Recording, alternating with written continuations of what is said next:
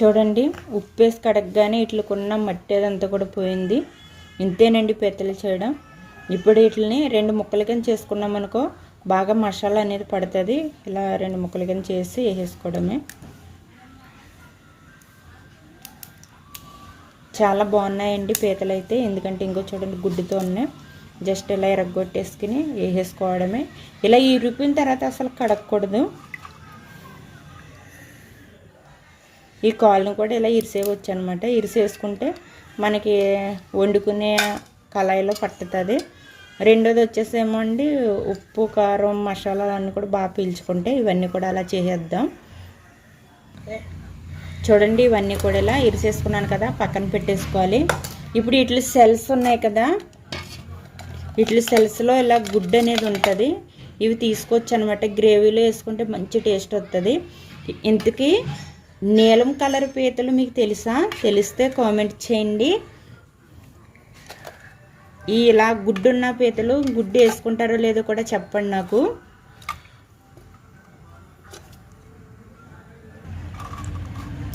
వీటిని ఇలా వాటర్లో బాగా కడుక్కోవాలి. లోపలే ఈ సెల్స్ మనకు అవసరం లేదు, ఓన్లీ లోపలే. ఇవి కడిక్కిని కొంచెం పక్కకు పెడతాను. చూడండి, ఇలా నేను చూపిస్తున్నాను కదా, ఇలా గోరుతో ఇలా ఇలా తీసేస్తే సరిపోతుంది. వీటికి మనం గరిట్లు, కత్తులు, స్పూన్లు ఏమీ వాడవసరం లేదు.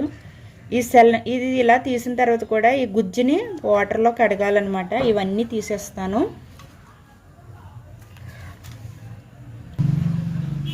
చూడండి, ఈ గుజ్జు కూడా శుభ్రంగా కడిగేయాలన్నమాట.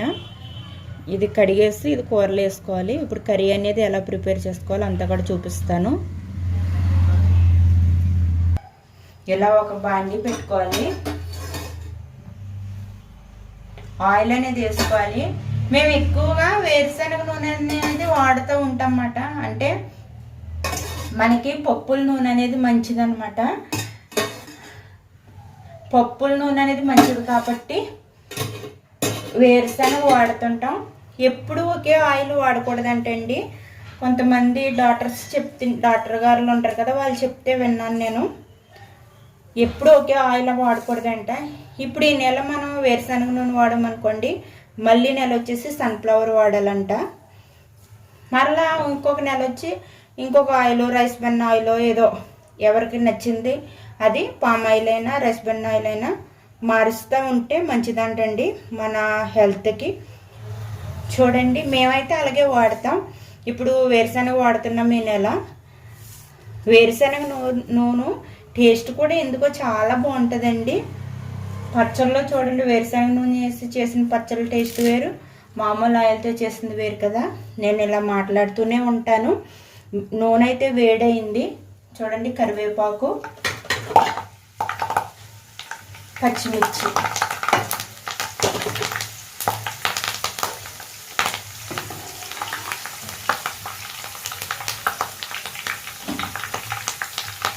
అలాగే మీకు ముందుగా చూపించాను కదా, ముందుగా చూపించినట్టుగా ఉల్లిపాయలు, అల్లము, వెల్లుల్లి పేస్ట్ అనమాట. పేస్ట్ అనేది ఫైన్గా అంటే మెత్తగా అవసరం లేదు. మనం ఇంతకుముందు సందుగాల్లోని రోట్లో కుమ్ముకుంటాం కదా, అలా చేసుకుంటే సరిపోద్ది. మేమైతే సందికాలు వాడేవాళ్ళు అన్నమాట చిన్నప్పుడు. అందువల్ల సందికాలు అనేది నాకు బాగా అలవాటు. చూడండి, సేమ్ నూరినట్టు ఉంది కదా, బాగా మెత్తగా కాకుండా మొక్క చెక్కగా చేశాను. ఉల్లిపాయలు అనేది ఎంత బాగా ఫ్రై అవుతే టేస్ట్ అనేది అంత బాగా వస్తుంది అనమాట. బాగా ఫ్రై చేసుకోవాలి. దీన్ని ఆయిల్లో పెట్టే చేస్తున్నానండి.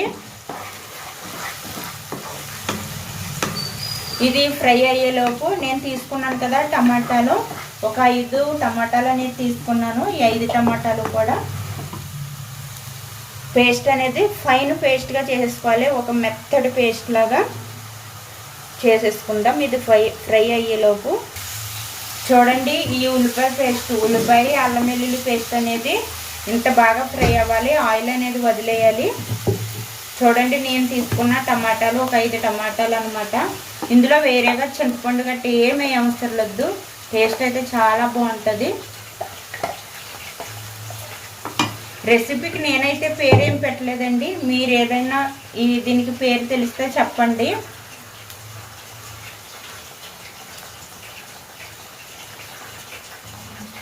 ఇలా చేసుకోవాలి అని ఆలోచించుకుంటాను, అలా చేసేస్తాను అంతే. ముందే ఒక 2-3 సార్లు చేసిన రెసిపీ మాత్రం ఏమో కాదు ఇది. ఏదైనా వెరైటీగా చేద్దాం అనుకున్నాను పీతలు తేగానే, సరే చేద్దాం అనేసి స్టార్ట్ చేశాను. సరే టేస్ట్ ఎలా వస్తుందో కూడా చూద్దాం లాస్ట్కి. ఇంతకీ నాకు కూడా తెలియదు ఇది టేస్ట్ ఎలా వస్తుందో. కర్రీ అంతా రెడీ అయిపోయిన తర్వాత దీని టేస్ట్ ఎలా వచ్చిందో అప్పుడు చెప్దాం, సరేనా? ఇదైతే ఆయిల్ అనేది వదిలేదాకా బాగా పచ్చివాసన పోయేదాకా ఫ్రై చేసేయాలి. ఎంత బాగా ఫ్రై అవ్వాలి చూడండి, ఎంత బాగా ఫ్రై అయిందో. ఆయిల్ వదిలేస్తుంది, వాటర్ అంతా పోయి. ఈ టైంలో మంట అనేది సిమ్లో పెట్టుకోవాలి. సాల్ట్ వేసుకోవాలి టేస్ట్కి తగినంత, బాగా ఎక్కువ వేసుకోకండి. ఉప్పు తక్కువైనా పర్లేదు, కానీ ఎక్కువైందంటే తీయలేము కదా. నేను మాత్రం పసుపు బాగానే వేస్తాను. పసుపు తినడం కూడా చాలా మంచిదండి, అది యాంటీబయాటిక్. అయినా అలవాటు అయిపోయిందండి పసుపు ఎక్కువ వేయడం. ఇప్పుడు కారం కూడా వేసేసుకుందాం. కారం కూడా టేస్ట్కి తగినంత. ఇందులో మనం చింతపండు అనేది వేయట్లేదు కాబట్టి కారం కూడా చూసుకొని ఎంత తినగలదామో అంత వేసుకోవాలి.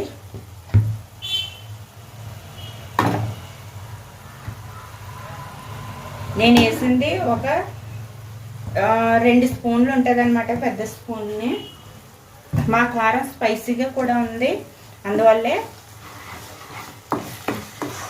చూడండి ఎంత బాగుందో. ఇదంతా కలిపితే గ్రేవీకి మంచి కలర్ వచ్చి, కారం కూడా ఫ్రై చేసేయాలి, కారం స్మెల్ అనేది లేకుండా. పసుపు కూడా బాగా స్మెల్ ఉంటుంది కదా, పసుపు స్మెల్ కొంచెం ఘాటుగానే ఉంటుంది, అది కూడా ఫ్రై చేసేసుకోవాలి. జస్ట్ ఇలా 1 మినిట్ ఫ్రై చేశాక నేను బాగా శుభ్రం చేసి పెట్టుకున్న ఈ పీతలు అనేది వేసేసుకుంటున్నాను.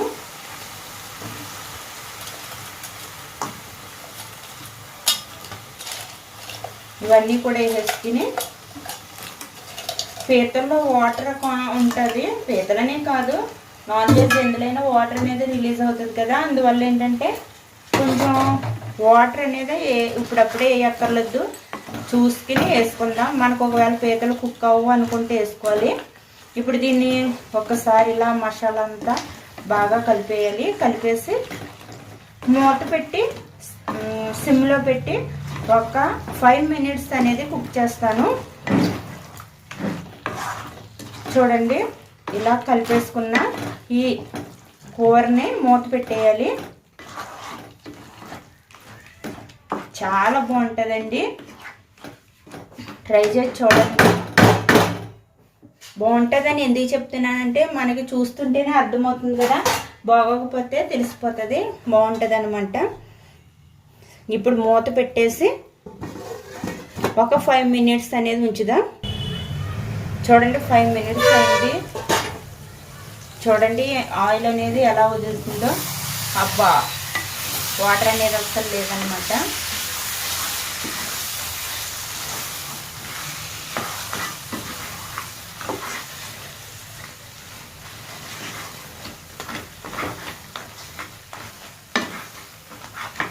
ఇప్పుడు ఈ టైంలో ఏం చేయాలంటే కొన్ని వాటర్ అనేది వేసుకోవాలి.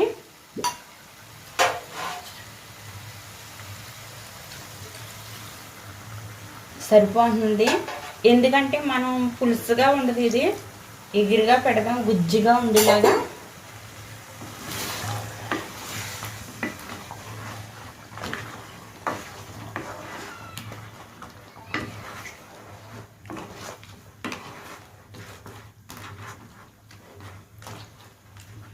ఇవన్నీ ఎలా పెట్టేసి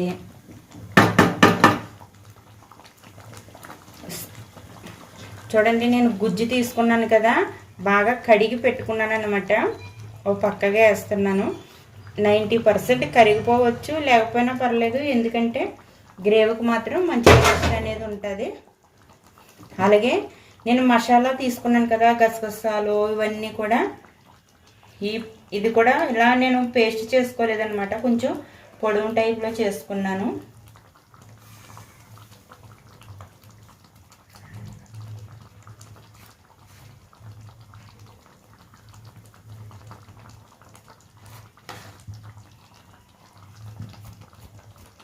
బాగా ఉడకనిద్దాం.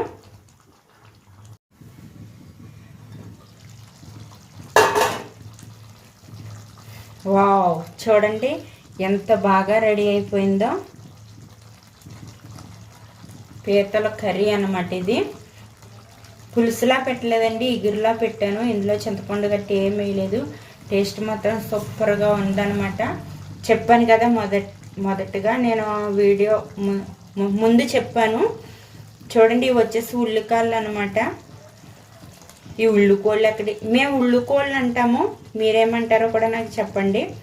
చిన్నగా కట్ చేసి వేసుకుందాం. చాలా బాగుంటుంది ఇట్లా ఫ్లేవరు. ఇష్టమంటే వేసుకోవచ్చు, లేకపోతే లేదు.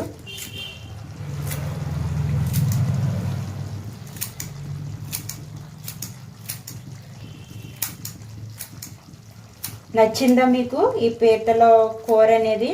రెసిపీ అయితే చాలా ఈజీ కదా. మనం అన్ని మిక్సీ పట్టడం వల్ల రెసిపీ వచ్చేసి ఈజీ అయిపోద్ది అనమాట.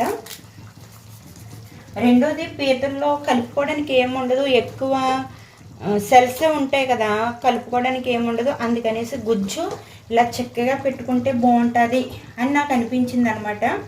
అనిపించి చేస్తాను. నిజంగా చాలా బాగుంది.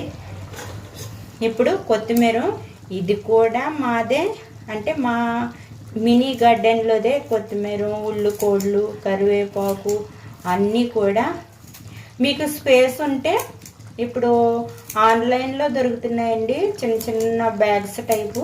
అందులో కొద్దిగా మట్టి అనేది వేసుకుని ఇలా ఆకుకూరలు అనేది వేసుకుంటే మాత్రం మనకి అంటే మెయిన్ మందులు ఏమి వేయకుండా ఆర్గానిక్గా వేసుకున్నవి తీసుకున్నట్టు ఉంటుంది. మన చేతులతో మనం పండించుకున్నది వేసుకుంటే ఆ టేస్టే వేరు, ఆ హ్యాపీనెస్ కూడా వేరు. టేస్ట్ కంటే కూడా హ్యాపీనెస్ కూడా చాలా ఇంపార్టెంట్. కూర అయితే అయిపోయిందనమాట. సరేనా, స్టవ్ బంద్ చేసేస్తున్నాను.